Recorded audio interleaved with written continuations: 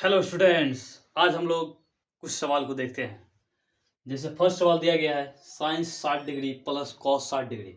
इसको कैसे सॉल्व करते हैं, चलिए इसको देखते हैं। Science 60 degree plus cos 60 degree. Science 60 degree का मान कितना होता है? √3/2।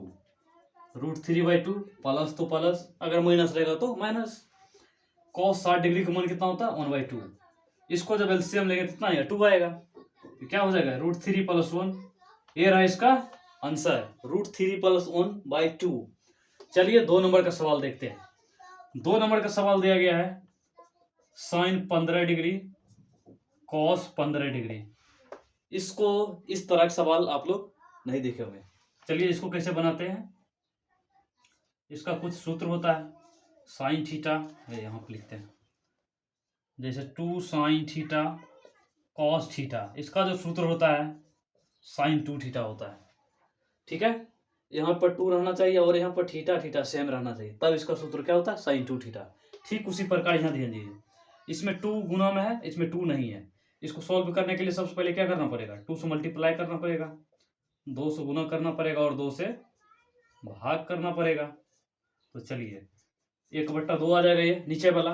अब ध्यान दीजिए 2 साइन 15 कॉस 15 लिख सकते हैं इसको इस प्रकार से। आप ध्यान दीजिए 2 साइन थीटा, थीटा की जगह पे क्या है? 15।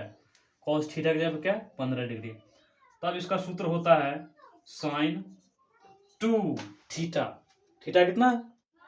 थीटा थीटा है यहाँ, लेकिन यहाँ कितना है? 15 डिग्री। यहाँ क्या आ जाएगा? 15 डिग्री। अब ध्यान दीजिए जब इसको सॉल्व करेंगे तो क्या आएगा?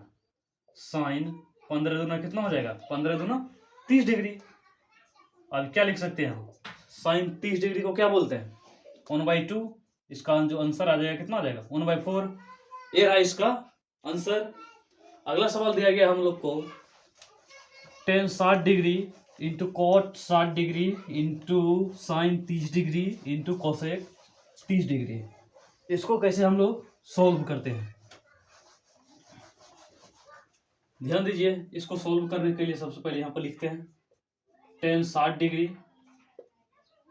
Cot 60 degree sine 30 degree cosec 30 degree. अब ध्यान दीजिए हम लोग एक सूत्र जानते हैं टेन थीटा और into cot theta. Tan theta into cot theta कितना होता है? 1 होता है। उसके बाद साइन थीटा कोसेक थीटा, ये भी कितना होता है? 1 होता है। ठीक है, इसको ध्यान रखना है। सेम उसी प्रकार से यहाँ पर ध्यान दीजिए टेन कितना है? 60 degree into cot 60 degree into sine 30 degree into cosec 30 degree. अब ध्यान दीजिए इतना दूर को देखिए क्या दिख रहा है? 10 इंटू कॉट। 10 इंटू कॉट कितना? 1 होता है, लेकिन थीटा इसका सेम रहना चाहिए। यहाँ पर थीटा है, यहाँ पर थीटा है, तब कितना हुआ? 1 हुआ। ठीक उसी प्रकार यहाँ पर कितना है? 60 डिग्री। यहाँ पर भी कितना है? 60 डिग्री। अर्थात कितना? 10 60 डिग्री इंटू कॉट 60 डिग्री। इसका मान भी कितना आएगा? 1 आएगा। ये दोनों का वैल्यू कितना आएगा? 1 आएगा। अब यहाँ पर गुना में तो गुना में लिख दिए। अब ध्यान दीजिए साइन थीटा और कोसेक थीटा जब गुना करें कितना? 1 होता है। कितना होता है? ये 1 होता है। ठीक उसी प्रकार यहाँ क्या करेंगे? थीटा का मान कितना? 30 डिग्री। यहाँ भी थीटा का मान कितना? 30 डिग्री। और इसको जब मल्टीप्लाई में गुना में दोनों तो क्या हो जाता है? 1 हो जाता है। ये दोनों का मान कितना आएगा? 1 आएगा। एक पहले से आ गया और एक बाद में आएगा। कितना हो जाएगा? गुना करेंगे कितना? 1 हो जाएगा। इसलिए इसका आंसर कितना हो जाएगा? 1 हो जाएगा।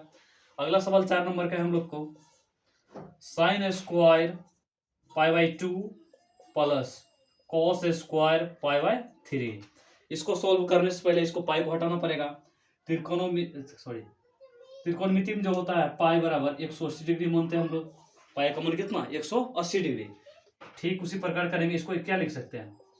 π/2 लिख सकते हैं। इसको स्क्वायर लिख सकते हैं, हाँ लिख सकते हैं। सेम उसी प्रकार यह इसको लिख देंगे cos π/3। इसको क्या लिख सकते हैं? पाई की जगह पे क्या रख देंगे? यहाँ पे 180 डिग्री। क्या हो जाएगा? ये साइन 180 डिग्री बाई 2 पूरा का whole square cos 180 degree by 2 3 है यहाँ, और इसका होल स्क्वायर यहाँ भी होगा होल स्क्वायर। इसको क्या लिख सकते हैं? क्या वर्म कट जाएगा? 90। और ये 6 3 18 है। इसको क्या लिख सकते हैं, यहाँ पर लिखते हैं इसको साइन 90 डिग्री होल स्क्वायर, उसके बाद इसको क्या लिख सकते हैं कॉस 60 हो गया, ये कॉस 60 डिग्री और इसका होल स्क्वायर। तो इसको क्या कर सकते हैं हम लोग, साइन 90 का मान कितना होता है 1, इसका होल स्क्वायर प्लस कॉस 60 का मान कितना होता है 1/2, यहाँ भी 1/2 इसका होल स्क्वायर, 1 प्लस इसको करेंगे तो कितना आ जाएगा 1/4। अब यहाँ एलसीएम लेंगे तो कितना आ जाएगा यहाँ 4, और ये कितना 4 1 कितना 5, 5/4 इसका आंसर रहा। तो चलिए अगला सवाल हम लोग देखते हैं। जैसे दिया गया यहाँ tan 16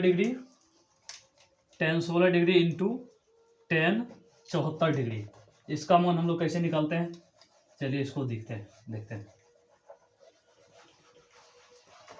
जैसे दिया गया यहाँ 5 नंबर का सवाल,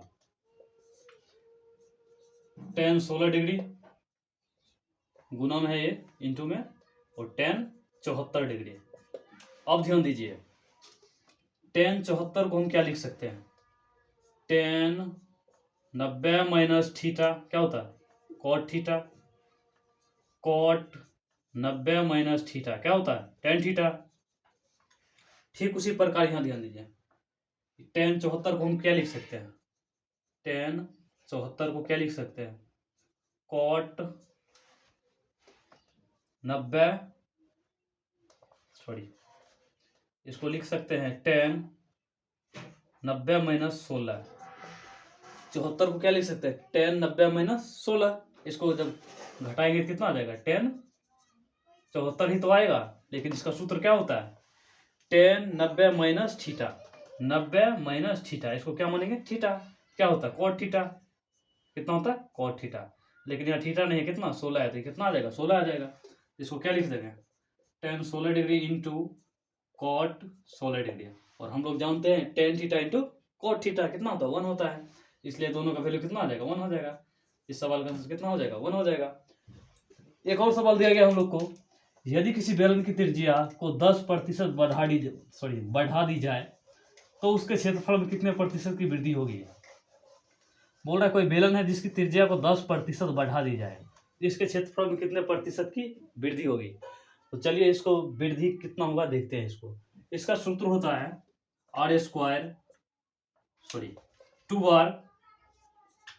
to R plus R square by 100, और ये जो वैल्यू आएगा कितना में आएगा प्रतिशत में आएगा।